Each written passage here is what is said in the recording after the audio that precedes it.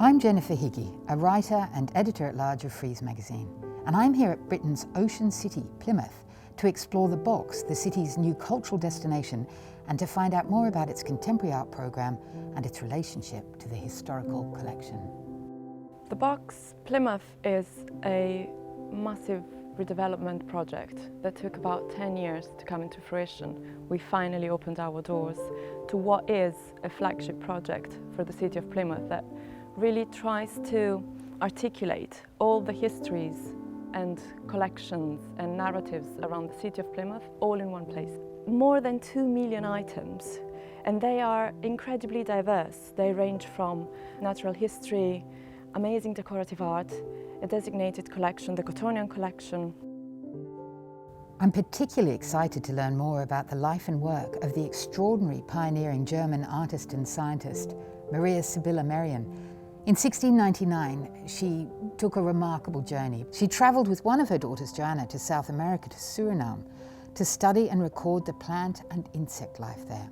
This is a second edition of Sibylla Marion's Insects of Suriname.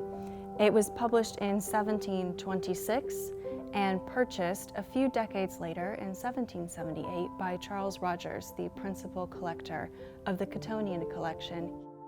And after Maria died in 1717, Joanna and her sister Dorothea continued their mother's work. Her posthumous fame was such that various butterflies, a bird-eating spider, a moth, lizard, toad, bird, snail, and a genus of flowering plant are all named after her. The marble end papers of the book inspired a window design in St. Luke's Church by the contemporary Portuguese artist Leonor Andrade, who has often paid homage to historic women in her work. And this is what she's translated into glass in this really extraordinary permanent installation. So we're standing in the very beautiful space of this 19th century church, St. Luke's. And of course, St. Luke himself was the patron saint of art and artists. So it works again on another really wonderful level. But also really she tried to respond to a lot of the culture in Plymouth, such as the naval history that you can see through rope making. The colors, the blue that respond to the work on the floor are really resonant with our proximity to the sea. All of the artists in their own way, through their own particular way of working, has responded to the specificity of this museum. This is Figurehead 2 by Alexander de Kuna, and it's a really extraordinary work. It's a commission for the box. It's 6 meters high. It's formed of 4 sewerage pipes which have had these portholes inserted into them. And then inside, you can see that he shaped it around this inlay in the floor, which is a star. So it works on all these different metaphorical and symbolic levels, with portholes, with ships, looking out on the world, looking out on the sea.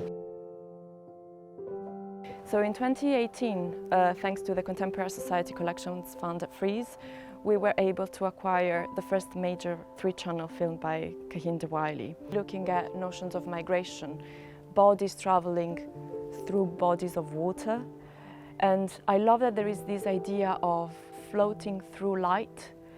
And he said that he was very interested specifically in that sort of spiritual notion of becoming light. That piece, in many ways, holds all the kind of threads that we want to bring into the collection through contemporary art. In terms of subject matter, Narrenschiff, which is the title of the work, which is a German for Ship of Fools, actually relates to a 1498 book that we house in the Cottonian collection.